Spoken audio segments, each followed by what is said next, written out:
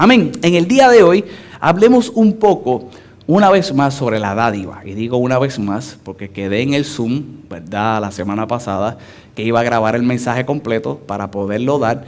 Y por diferentes complicaciones dentro de la iglesia en Carolina, los muchachos, este servidor, no lo pudimos grabar. Así que hoy yo voy a darle el mensaje completo. Amén. Y como yo sé que ustedes no tienen problema, pues hoy lo damos y hoy lo grabamos. Y de la misma forma, ¿verdad?, que hablamos del aspecto de generosidad y cómo mostramos que Dios era generoso. De las primeras cosas que yo quiero insistir, ¿verdad?, y que todos nosotros debemos de estar conscientes, es que toda dádiva y la recibimos de parte de Dios. Y aprendemos a ser dadivosos, aprendemos a ser generosos, porque el ejemplo más grande que cada uno de nosotros podemos tener es el ejemplo de Dios. Como vimos en el aspecto de generosidad, de la misma forma lo que es la dádiva y algunos detalles que entraremos en el día de hoy, pero cuando miramos el libro de Juan, el capítulo 13, el verso 16, donde dice la palabra del Señor, porque de tal manera amó Dios al mundo que dio a su único hijo, que ha dado a su único hijo. Dios fue generoso y a través del dar a su hijo, pues definitivamente a través de esa dádiva, de darlo, nosotros recibimos algo tan importante como lo es la salvación. De la misma forma sucede con el aspecto de lo que es la dádiva. Yo quiero que me acompañes al libro de Romanos, el capítulo 6, Romanos, el capítulo 6. Una de las cosas que tengo que destacar, ¿verdad?, es el hecho de que si el aspecto financiero no fuera importante, no fuera incluido en la palabra del Señor. Si el aspecto financiero no fuera de importancia en la vida del creyente, no se incluiría ese tema dentro de la Biblia. Y se toca bastantes veces. Hoy nosotros vamos a ver diferentes hombres dentro de la palabra de Dios, cómo se expresan en cuanto al dinero, aunque nos vamos a dirigir específicamente en el tema de la dádiva. Y lo que dice el libro de Romanos, el capítulo 6, el verso 22 y el verso 23. Mas ahora que habéis sido libertados del pecado y hechos siervos de Dios, tenéis vuestro fruto por la santificación y como fin la vida eterna. La vida eterna, dice el verso 23. Porque la paga del pecado es muerte. Hay mucha gente que le encanta ese verso. La paga del pecado es muerte. Sí, la paga del pecado es muerte. Pero mira el resto del verso y mira la promesa en el resto del verso. La paga del pecado es muerte, mas la dádiva de Dios. Mas la dádiva de Dios es vida eterna en Cristo Jesús, Señor nuestro. La dádiva de Dios es para vida eterna. Por la dádiva de Dios, como dijimos hace un rato, recibimos la salvación. Mira lo que dice el libro de Santiago, el capítulo 1, del verso 12 al 15, unos versos poderosos. El título de esos versos es Soportando la prueba. Dice la palabra del Señor, bienaventurado el varón que soporta la tentación. Y definitivamente cuando hablamos de tentación, la tentación para cada uno de nosotros será una en lo individual, lo que te tienta a ti, no me tienta a mí, pero la realidad es que cuando hablamos del aspecto financiero y hablamos de dinero, mucha gente se ve a veces tentada en ese sentido, se ve tentado en cometer ciertos errores. Recuerdo un caso reciente con un político que decía que el dinero cambia a la gente. Te tentaste y cambiaste tú. Pero fue tentación el poder, fue tentación el exponerse quizás a ciertas cosas que definitivamente pues entonces cayó. Y mira lo que dice la palabra del Señor. Bienaventurado el hombre que soporta la tentación, porque cuando haya resistido la prueba, recibirá la corona de vida que Dios ha prometido a los que le aman. Cuando alguno es tentado, no diga que es tentado de parte de Dios, porque Dios no puede ser tentado por el mal, ni Él tienta a nadie, sino que cada uno es tentado, lo que decíamos hace un rato, cuando de su propia concupiscencia es atraído y seducido. Y quizás no está hablando del aspecto financiero, pero una vez más, ¿cuántas veces hay momentos que el aspecto financiero te atrae, te seduce? Un error, una mala jugada, por decirlo así, un maltratar con el dinero, terminas separado de Dios, terminas cometiendo el error. Lo que dice el verso 15. Entonces la concupiscencia, después que ha concebido, da a luz el pecado. Y el pecado, siendo consumado, da a luz la muerte. Lo que dice la palabra del Señor. Pero amados míos, no erréis Y dice este verso: amados míos, no cometas el error. Está muy claro de la concupiscencia, aunque ese no es el tema en el día de hoy, porque lo que quiero es entrar a este aspecto de la dádiva, pero dice: no cometas el error de dejarte llevar por lo que te tienta. Cuando llegue la prueba, supérala. Cuando llegue la prueba, y no le eches la culpa a Dios. Somos tentados de lo que a nosotros nos atrae. Lucha, no erres. Y mira lo que dice entonces la palabra del Señor. Otra promesa más. Pero toda buena dádiva y todo don perfecto desciende de lo alto, del Padre de las luces, en el cual no hay mudanza ni sombra de variación. Sí existe la tentación, está la concupiscencia, termina el pecado, puede haber muerte, pero ¿en qué te tienes que concentrar para no errar? En que Dios es dadivoso, en que en toda buena dádiva y todo don perfecto proviene de Dios. Y es lo que estamos viendo como punto de partida. Dios es dadivoso, y porque es dadivoso, nosotros disfrutamos de vida eterna, nosotros disfrutamos de salvación, nosotros disfrutamos de perdón de pecados. Y aún en la prueba, cuando la podemos resistir, definitivamente recibimos algo de parte de Dios por la dádiva, que es lo que toco dentro de un momento. Miremos un verso más, Mateo el capítulo 7, del verso 11.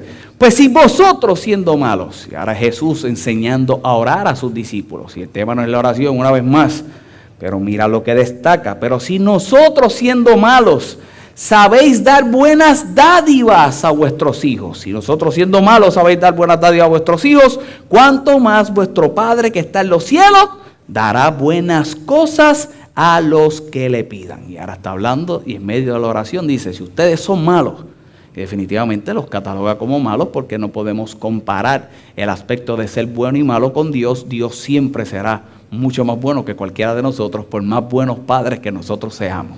Y por eso Él dice: si ustedes siendo malos dan buenas dádivas a sus hijos, imagínate cuánto Dios. Imagínate si Dios no da lo que le piden, hablando de aspectos de la oración. Como punto de partida, aunque estemos hablando del aspecto financiero, siempre tendremos que ver, como te dije al principio, y lo dije en el momento que estamos hablando de generosidad, Dios no te va a pedir nada que Él no esté dispuesto a hacer. Carlos, no estamos hablando de dinero, estamos hablando de la vida eterna, del perdón de pecados, de la relación permanente con Dios, que es mucho más grande que el dinero. Dios es dadivoso, Dios es generoso, y pretende que de la misma forma nosotros lo seamos. Cuando nosotros miramos el aspecto de lo natural, a lo que se refiere dádiva, muchas veces la gente lo considera como una deuda. Sin embargo, lo espiritual se refiere a un regalo, se refiere a un don, se refiere a un regalo, se refiere a un don. De parte de Dios es similar a esa expresión de lo que es un don. A la hora de nosotros practicar la dadivosidad, tenemos que reconocer que de la misma forma en que vamos a aplicar el aspecto de la dadivosidad, de ser dadivosos, es de la misma forma como si estuviéramos administrando un don, refiriéndose a un regalo que proviene de Dios. Dios me da, de Dios recibo, y porque de Dios recibo, ahora yo puedo dar y ahora yo puedo brindar a otros. Lo que sucede es que de la misma forma que se toca el aspecto del don, y que muchas veces dentro de las congregaciones llama muchísimo la atención la activación de un don, y hay gente que quiere practicar la activación de un don por todo lo que conlleva eso. De la misma forma, cuando voy a operar en él, yo tengo que considerar que más grande que el don es el carácter con el que yo administro el don. Y así es la dádiva. Si grande es el don, grande tiene que ser el carácter con el que yo administro el don. Mientras más recibo de Dios, más sabio tengo que ser, más inteligente tengo que ser, más carácter tengo que tener para saber administrar lo que Dios me ha dado, y en ese administrar conlleva también el dar. Y eso es lo que establezco como punto de partida. Una vez más, el ejemplo más grande es Dios.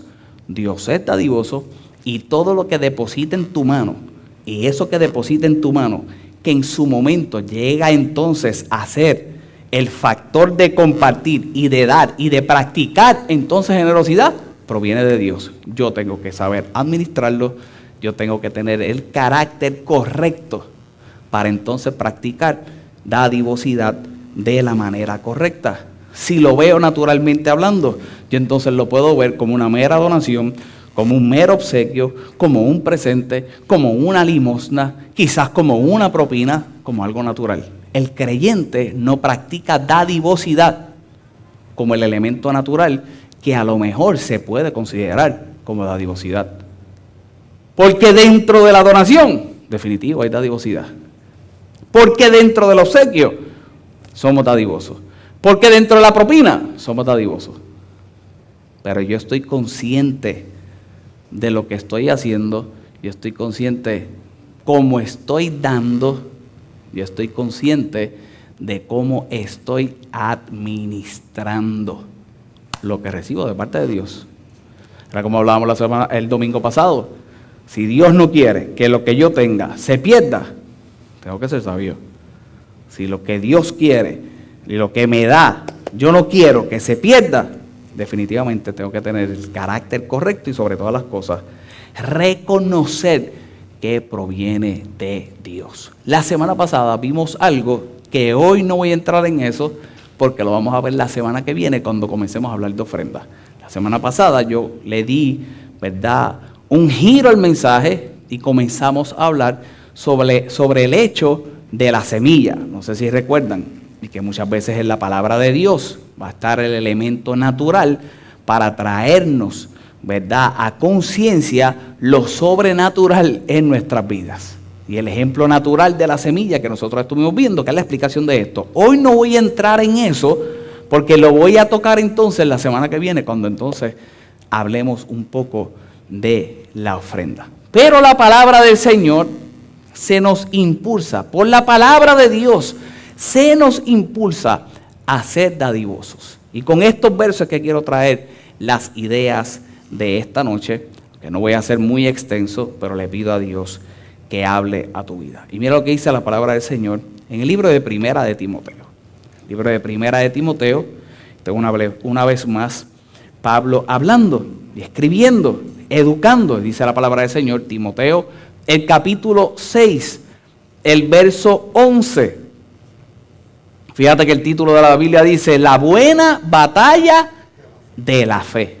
Mira cómo comienza hablando hasta que te lleve a los versos donde en el día de hoy vamos a abundar un poco, traigamos esas ideas de lo que es la dádiva. Y dice la palabra del Señor, mas tú, oh hombre de Dios. Ya está hablando directamente a Timoteo. Le dice, ahora tú, hombre de Dios, no era cualquiera. Era una persona que representaba a Dios, esta persona que representaba a Dios, que tenía dones, que tenía que practicarlos con un carácter, que había gente que dependía de su enseñanza, que había gente que dependía de su obra, ¿verdad?, en el aspecto de lo que es el ministerio. Le dice, ahora más tú, hombre de Dios, huye de estas cosas. Huye de estas cosas. Y de la misma forma nosotros tenemos que seguir esta instrucción. Y dice, huye de estas cosas.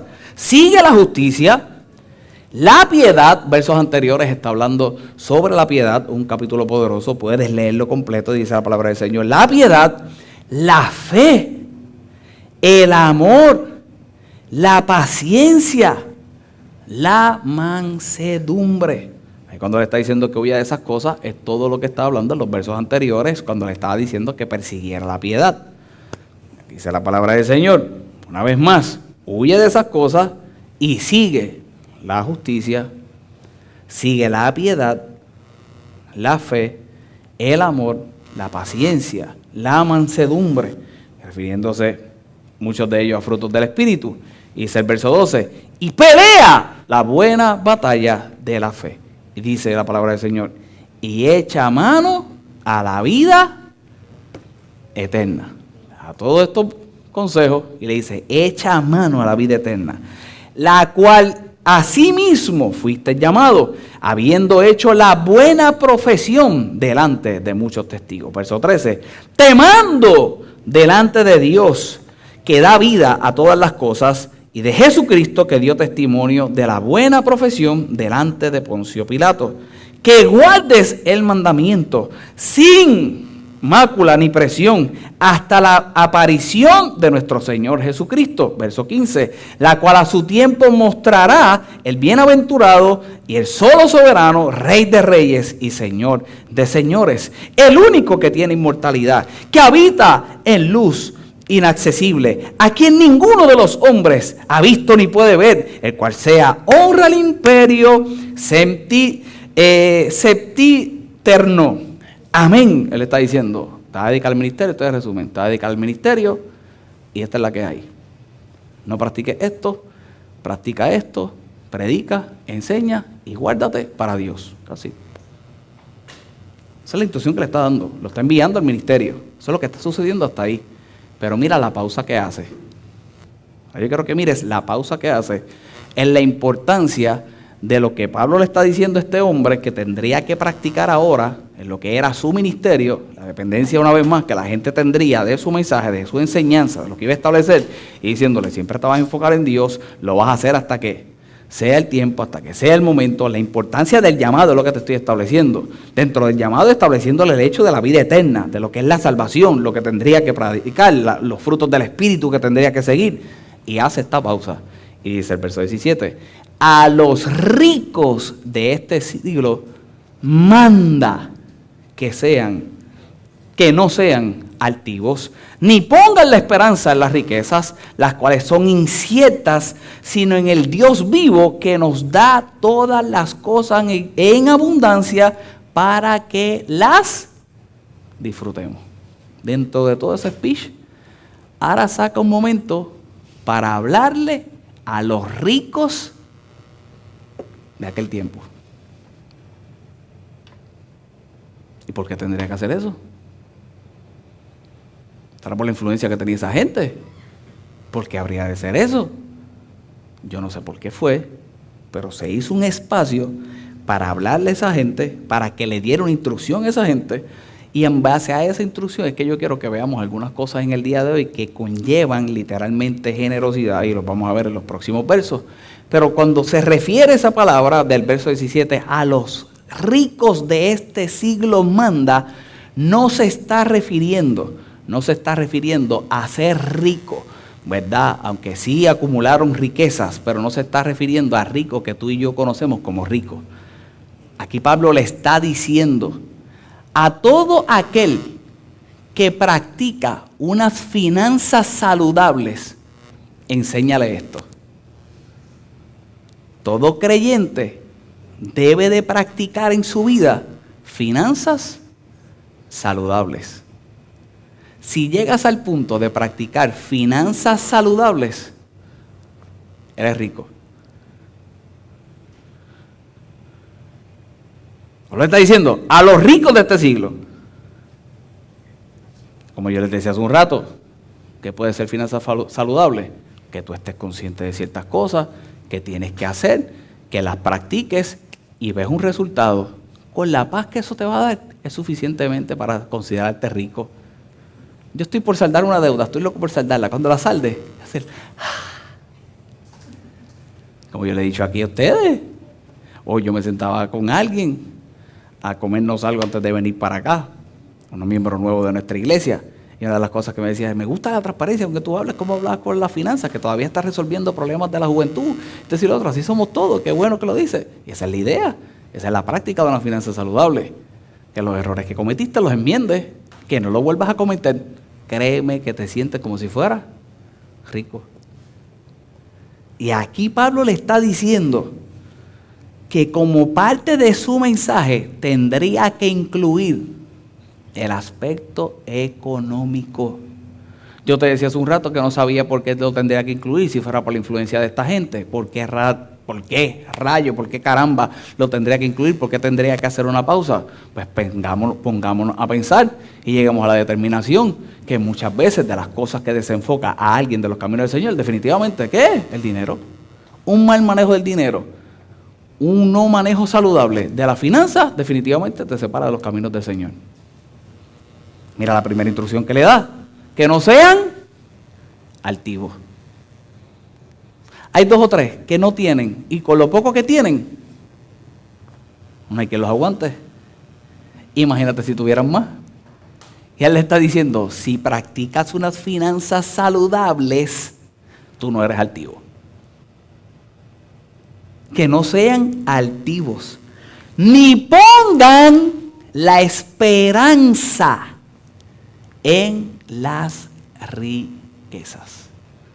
De los tiempos más difíciles para una persona creer es cuando no tiene dinero. Dile a una persona que está enferma, que necesita un medicamento que cuesta tanto y que no lo pueda pagar.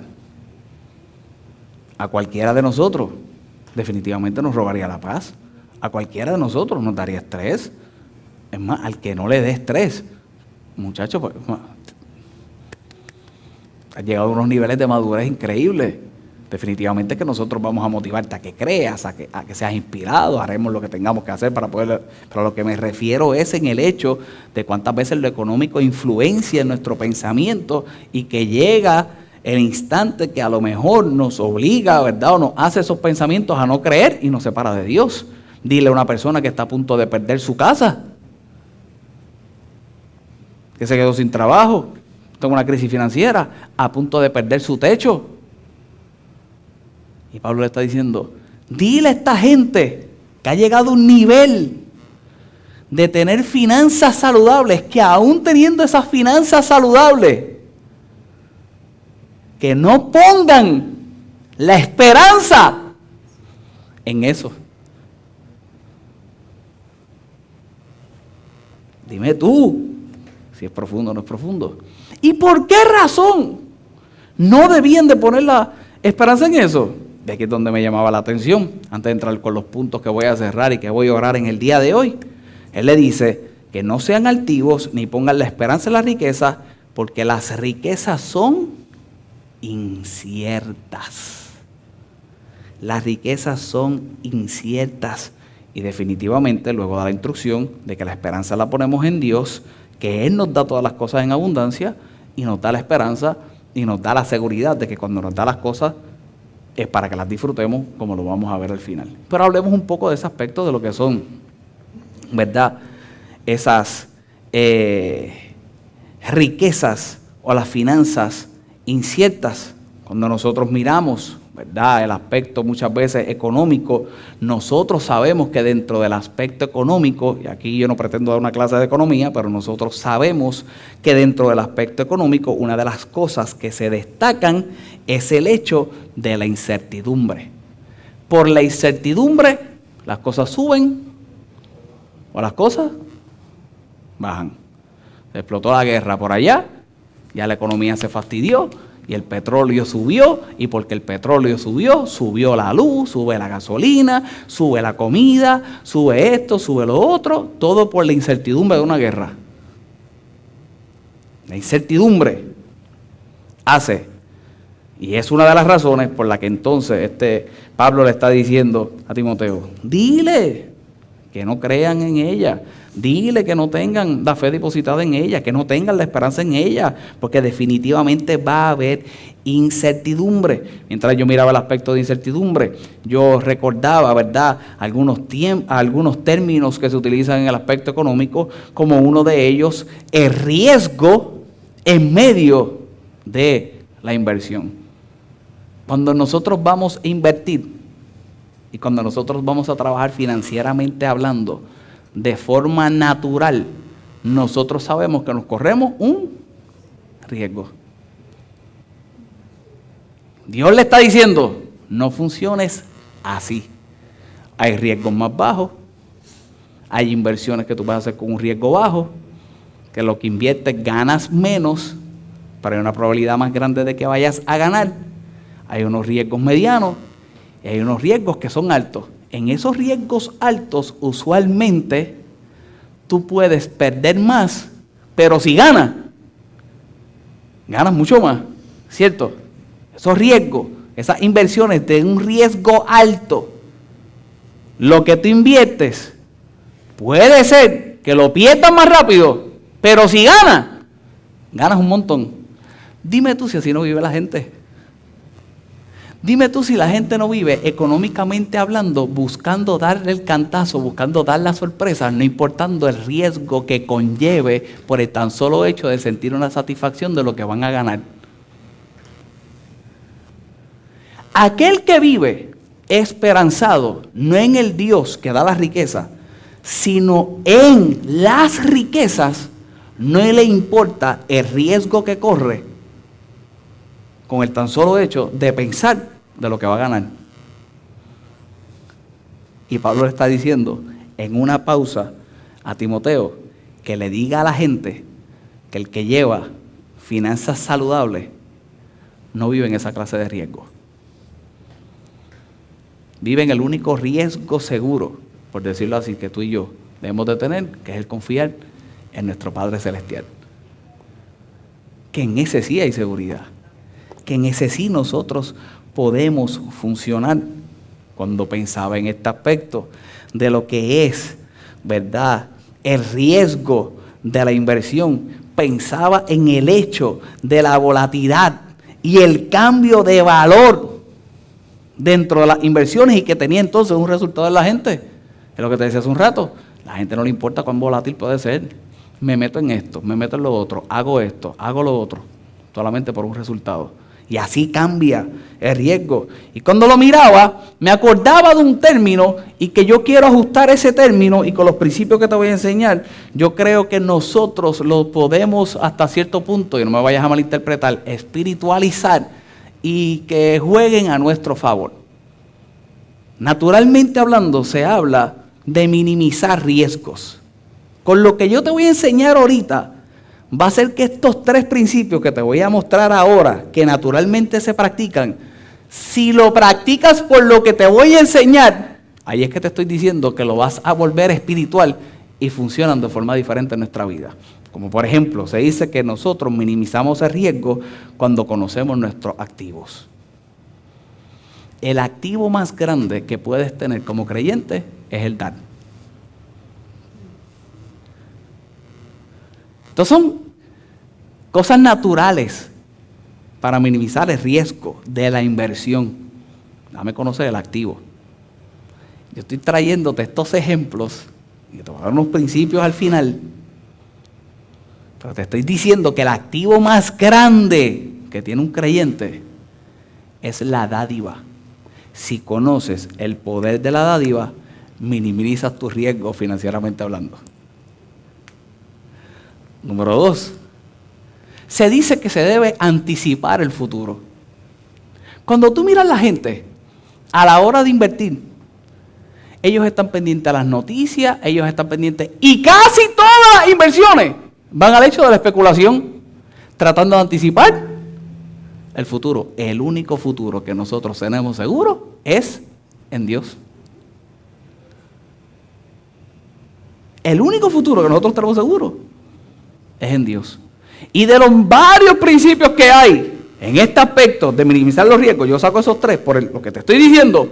Número 3, se dice que se tienen que evaluar los resultados. Y ahora te pregunto en el día de hoy y que examines, porque yo sé que en el día de hoy yo le estoy hablando a gente que ha practicado la generosidad, que ha practicado la dádiva, y ahora yo te pregunto si tú has vivido y si has disfrutado del hecho de conocer el activo del dar, si tú has visto que has vivido en tu pasado y con lo que estás viviendo en tu presente, que realmente anticipaste el futuro y sabías que estabas confiado que si dabas ibas a recibir y no recibías de cualquiera, recibías de Dios. Y te pregunto en el día de hoy que si te sientas y evalúas los resultados, te convences a ti mismo del poder que hay de la dádiva en Dios. Es más grande que cualquier inversión. Principios que se utilizan naturales, que en Dios son más grandes. Y Pablo le dice a Timoteo,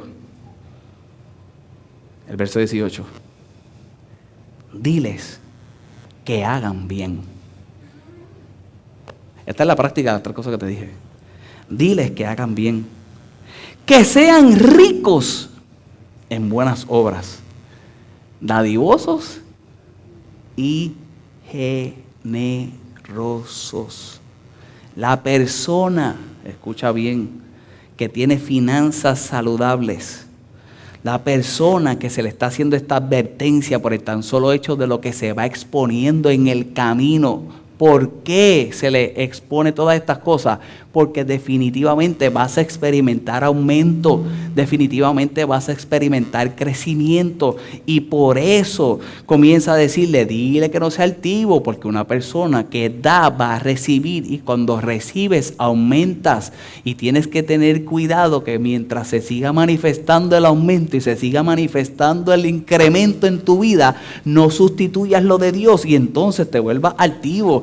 No puedes pretender creer que es todo lo que tú estás logrando, porque cuando un día chocas en la pared y te das cuenta que no es por tu fuerza, tu naturaleza, lo que conocías, lo que sabías, que fue Dios, entonces sucede lo que yo te estuve hablando hace un rato, y Él le está diciendo que no pongas la esperanza en la riqueza, porque son inciertas.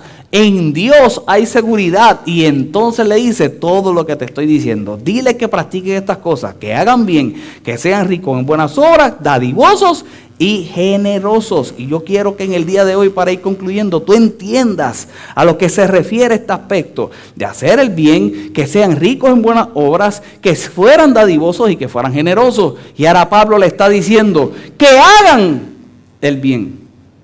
Cuando le dice que hagan el bien, le está diciendo una de las formas en que nosotros practicamos dadivosidad. Carlos, ¿cuál es? Él le está diciendo, dile que trabajen bien. Ese aspecto del verso 17 que le dice que hagan bien, a lo que se está refiriendo es, dile que trabajen bien. ¿Tú entras a las 8? Es a las 8. El trabajo es para hacerse media hora, no en una hora. Vamos a entrar en temas políticos y hablar de Luma y de energía eléctrica. Entonces, no tapemos el cielo con la mano. No voy a hablar de acueducto, porque aquí está Ángelo. Ángelo es tremendo trabajador. Pero no tapemos el cielo con la mano.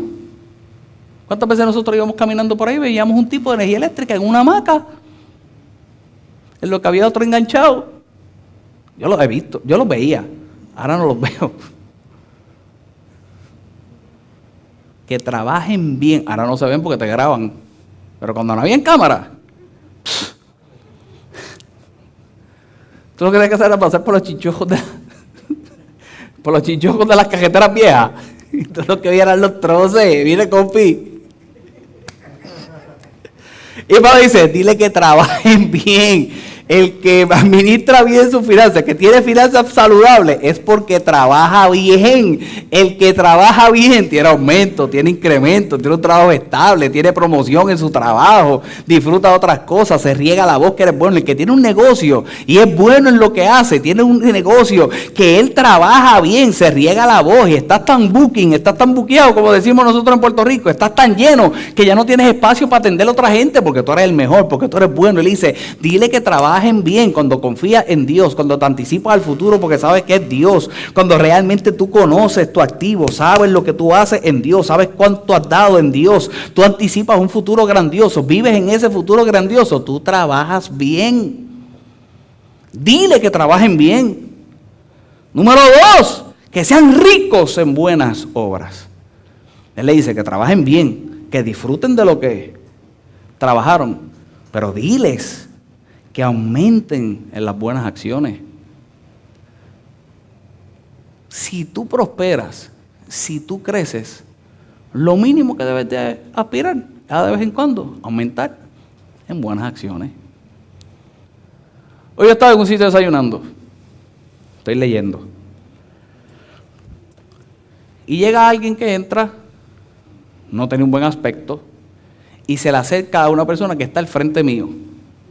Y le dice, si me das algo para comer, me lo puedes comprar tú. No es para nada. El tipo tenía hambre.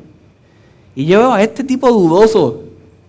Pero yo por no faltarle respeto y decirle, vente, siéntate, come conmigo aquí. Porque lo he hecho otras veces, porque no tengo problema en eso. ¿Qué voy a gastar? 10 pesos.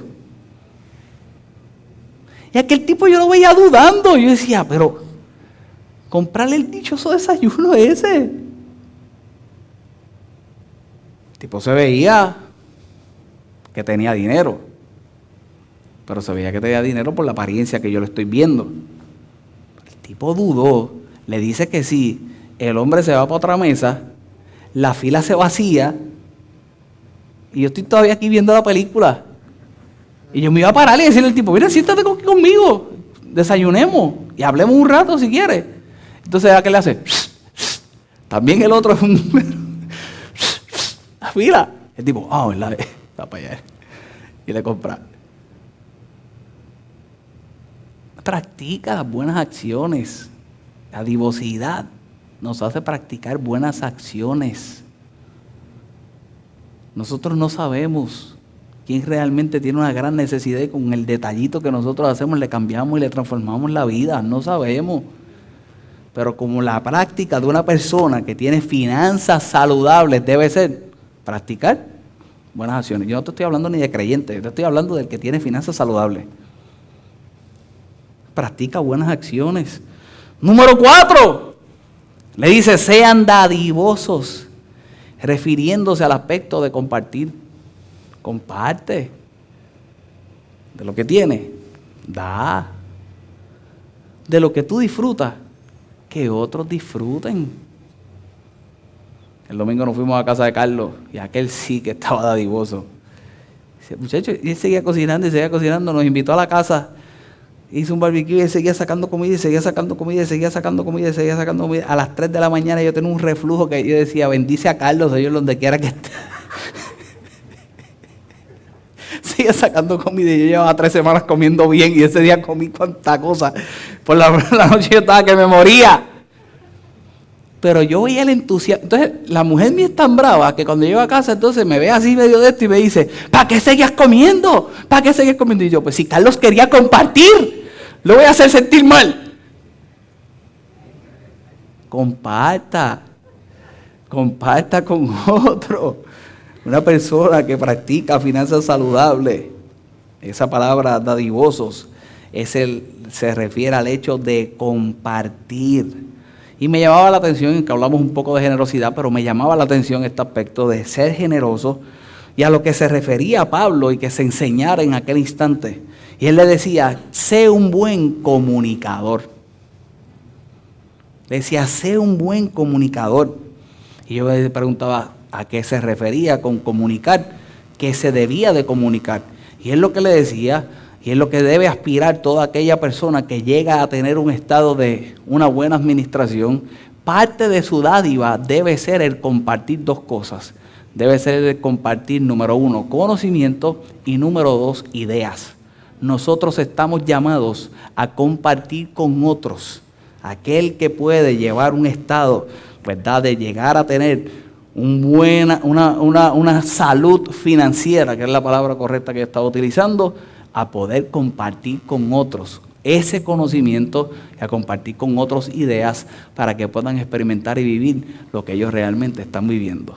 Nosotros muchas veces vivimos en todo lo contrario. No queremos compartir una idea porque si nos la roban, la perdimos y si la perdemos no producimos lo que nosotros pensábamos que iba a producir. A lo mejor tú tienes la idea y tú no eres el llamado a hacerla, es aquel que tú la puedes compartir, aquel la hace y tú te puedes sentir tan orgulloso con la victoria que vaya a tener aquel por el tan solo hecho de que tú fuiste generoso, fuiste dadivoso y la pudiste brindar.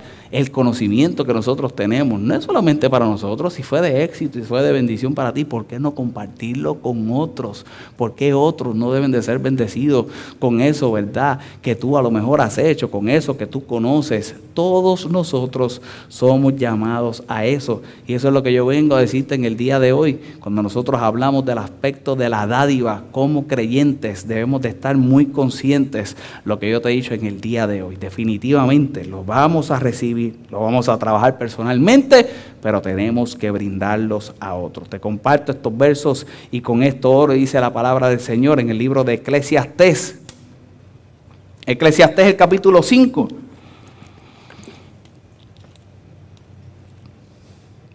Ahora el sabio está hablando de las vanidades de la vida. Eclesiastés, el capítulo 5, el verso 13, dice la palabra del Señor: hay un mal doloroso que he visto debajo del sol. Hay un mal doloroso que he visto debajo del sol. ¿Cuál es el mal doloroso?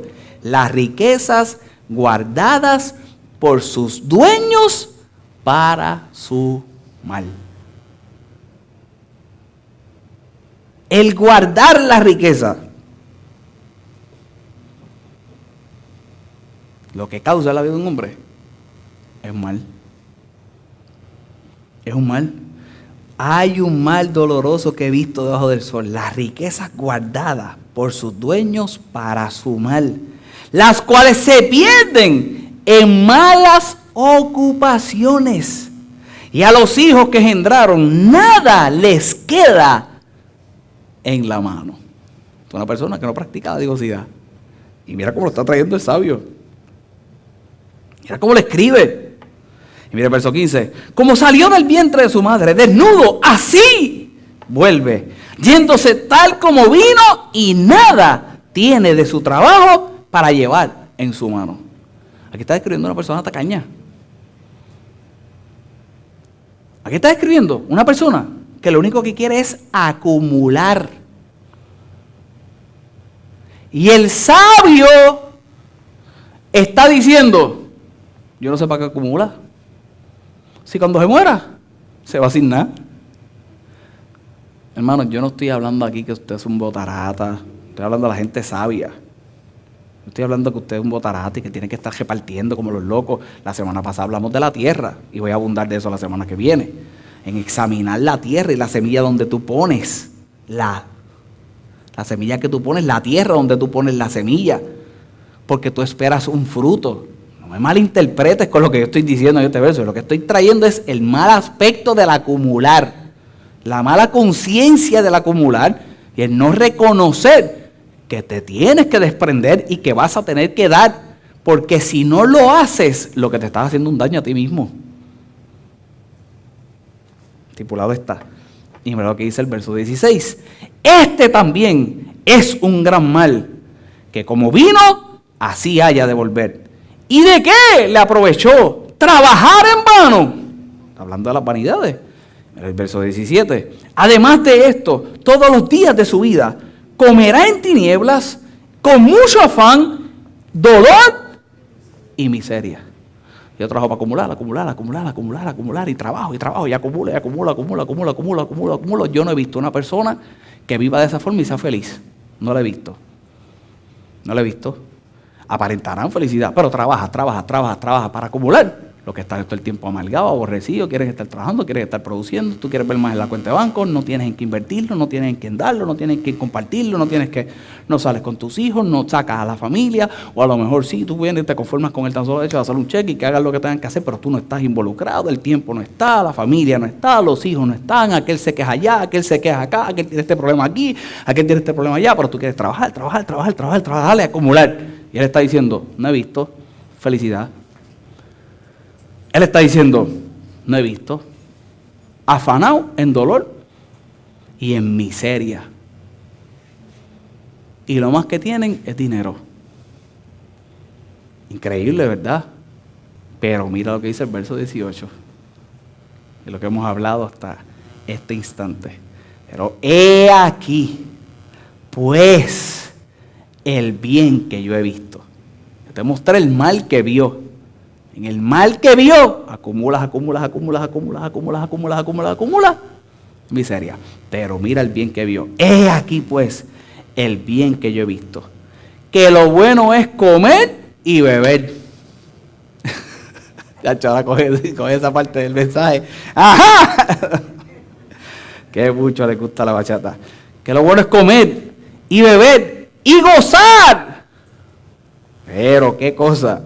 Lo bueno es comer y beber y gozar uno del bien de todo su trabajo con que se fatiga debajo del sol todos los días de su vida que Dios les ha dado, porque esta es su parte. Disfruta de lo que hiciste, disfruta de lo que lograste. Cuando disfrutas de lo que hiciste, cuando disfrutas de lo que has logrado, definitivamente lo tienes que compartir, definitivamente lo vives con otros, definitivamente esa es la parte del tanto trabajar, esa es la parte del entonces poder operar con finanzas saludables, de hacer lo correcto, esa es la parte. Y mira lo que dice el verso 19, asimismo a todo hombre a quien Dios da riquezas y bienes y le da también facultad para que coma de ellas y tome su parte y goce de su trabajo, porque esto es don de Dios.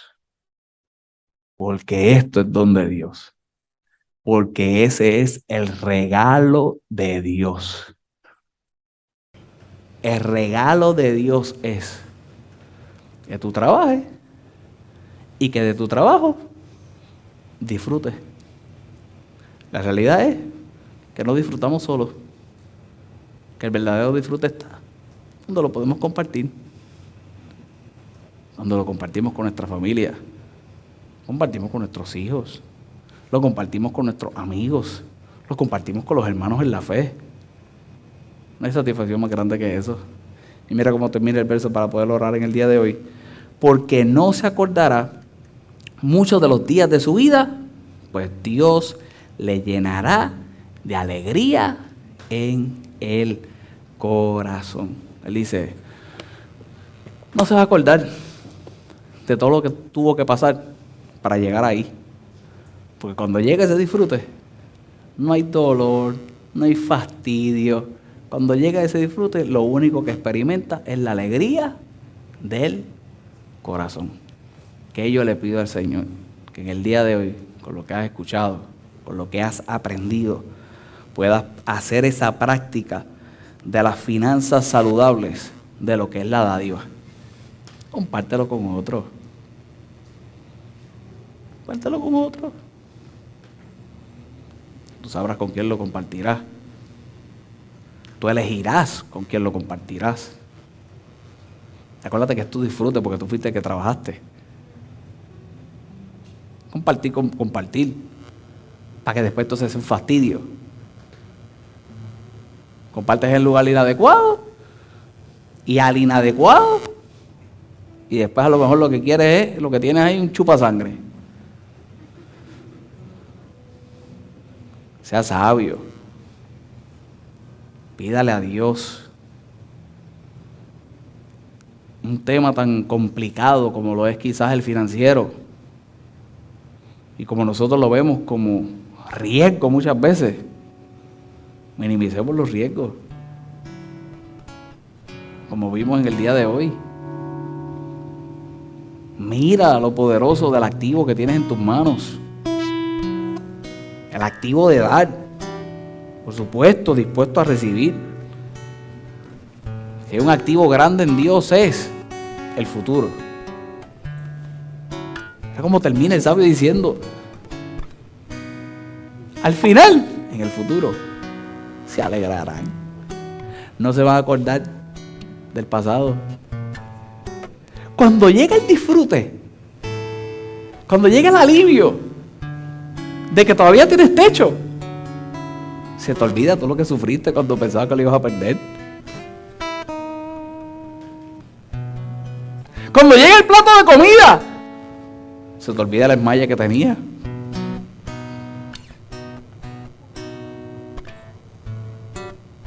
Dios es bueno, Dios es dadivoso, Dios es generoso y quiere que cada uno de nosotros lo practiquemos. Dale un aplauso al Señor, ponte de pie.